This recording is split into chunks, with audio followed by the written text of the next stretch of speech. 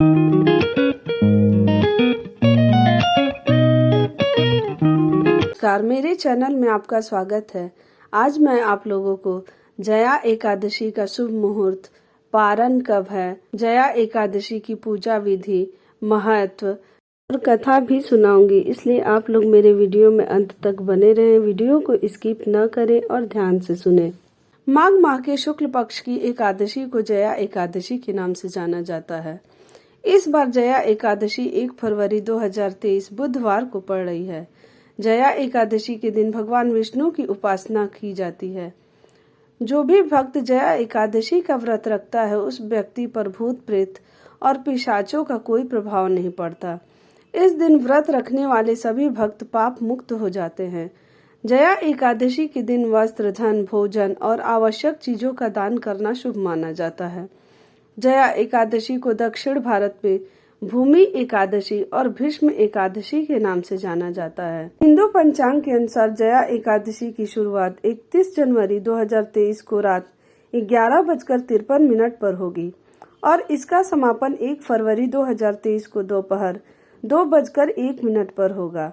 उदया तिथि के अनुसार जया एकादशी 1 फरवरी को ही मनाई जाएगी। जया एकादशी का पारण 2 फरवरी 2023 सुबह 7:09 से सुबह 9:19 तक रहेगा।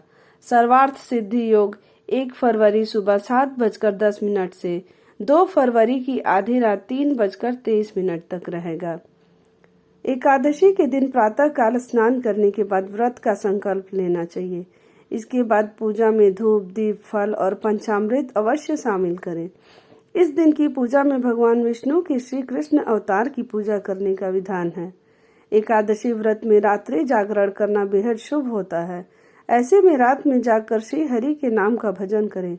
इसके बाद अगले दिन द्वादशी पर किसी जरूरतमंद व्यक्ति को भोजन कराएं, उन्हें दान दक्षिणा दें और उसके बाद ही अपने व्रत का पालन करें। इसके अलावा इस दिन ब्रह्मचर्य का पालन करना भी अनिवार्य होता है। पौराणिक मान्यताओं के अनुसार जया एकादशी व्रत के प्रभाव से साधक कभी पिशाच और प्रेत योनि में जन्म नहीं लेता। जया एकादशी व्रत के दिन पूजा के बाद कथा का जरूर श्रवण करना चाहिए। इससे पूजा का पुण्य फल प्राप्त होता है। जया एकादशी व्रत की कथा सुनाने जा रही हूँ। बोलो जय श्रीमन नारायण। धर्मराज युधिष्ठिर बोले, हे भगवान, आपने माघ के कृष्ण पक्ष की षटतिला एकादशी का अत्यंत सुंदर वर्णन किया।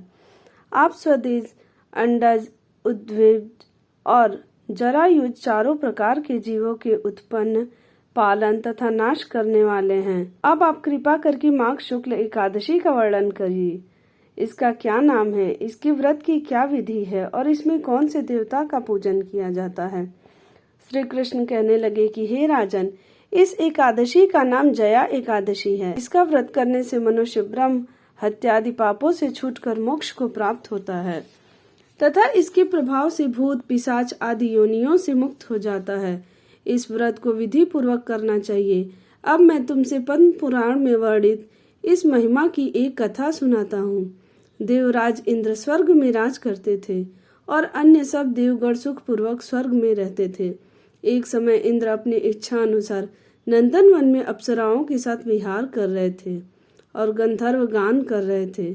उन गंधर्वों में प्रसिद्ध पुष्पदंत तथा उसकी कन्या पुष्पवती और चित्रसेन तथा उसकी स्त्री मालिनी भी उपस्थित थी। साथ ही मालिनी का पुत्र पुष्पवान और उसका पुत्र माल्यवान भी उपस्थित थे। पुष्पवती गंधर्व कन्या माल्यवान को देखकर उस पर मोहित हो गई और माल्यवान पर काम बाढ़ चलाने लगी। उसने अपने रूप, लावण्य और हाव भाव से माल्यवान को वश में कर लिया। हे राजन, वह पुष्पवती अत्यंत सुंदर थी। अब वे इंद्र को प्रसन्न करने के लिए गान करने लगे, परंतु परस्पर मोहित हो जाने के कारण उनका चित्त भ्रमित हो गया था। इनके ठीक प्रकार न गाने तथा स्वर ताल ठीक नहीं होने से इंद्र इनके प्रेम को समझ गया और उन्होंने इसमें अपना अपमान समझकर उनको शाप दे दिया। इंद्र ने कहा, हे मूर्खों, तुमने मेरी आज्ञा का उल्लंघन किया है, इसलिए तुम्हारा धिक्कार है। अब तुम दोनों स्त्री पुरुष के रूप में मृत्यु लोक में जाकर पिशाच रूप धारण करो और अपने कर्म का फल भोगो। इंद्र का ऐसा शाप सुनकर वे अत्यंत दुखी हुए और हिमालय पर्वत पर दुख पूर्वक अपना जीवन व्यतीत करने लगे। उन्हें गंध, रस तथा स्पर्श आदि का कुछ भी ज्ञान नहीं था। वहां उनको महान दुख मिल रहे थे। उन्हें एक क्षण के लिए भी निद्रा नहीं आती थी। उस जगह अत्यंत शीत था। इससे उनके रोंगटे खड़े रहते और मारे शीत के दांत बजते रहते। एक दिन पिशाच ने अपनी स्त्री से कहा कि पिछले जन्म में हमने ऐसे कौन से पाप किए थे जिससे हमको यह दुखदायी पिशाच योनि प्राप्त हुई। इस पिशाच योनि से तो नरक के दुख सहना ही उत्तम है। अतः हमें अब किसी प्रकार का पाप नहीं करना चाहिए। इस प्रकार विचार करते हुए वे अपने दिन व्यतीत कर रहे थे। दैव्य योग से तभी माघ मास में शुक्ल पक्ष की जया नामक एकादशी आई। उस दिन उन्होंने कुछ भी भोजन नहीं किया और न कोई पाप कर्म किया, केवल फल फूल खाकर ही दिन व्यतीत किया और सायंकाल के समय महान दुख से पीपल के वृक्ष के नीचे बैठ गए। उस समय सूर्य भगवान अस्त हो रहे थे। उस रात को अत्यंत ठंड थी। इस कारण वे दोनों शीत के मारे अति दुखित होकर मृतक के समान आपस में चिपटे हुए पड़े रहे। उस रात्रि को उनको निद्रा भी नहीं आई। हे राजन, जया एकादशी के उपवास और रात्रि के जागरण से दूसरे दिन प्रभात होते ही उनकी पिशाच योनि छूट गई। अत्यंत सुंदर गंधर्व और अप्सरा की देह धारण कर सुंदर वस्त्राभूषणों से अलंकृत होकर उन्होंने स्वर्ग लोक को प्रस्थान किया। उस समय आकाश में देवता उनकी स्तुति करते हुए पुष्प वर्षा करने लगे। स्वर्ग लोक में जाकर इन दोनों ने देवराज इंद्र को प्रणाम किया। इंद्र इनको पहले रूप में देखकर अत्यंत आश्चर्यचकित हुआ और पूछने लगा कि तुमने अपनी पिशाच योनि से किस तरह छुटकारा पाया, सो सब बतलाओ।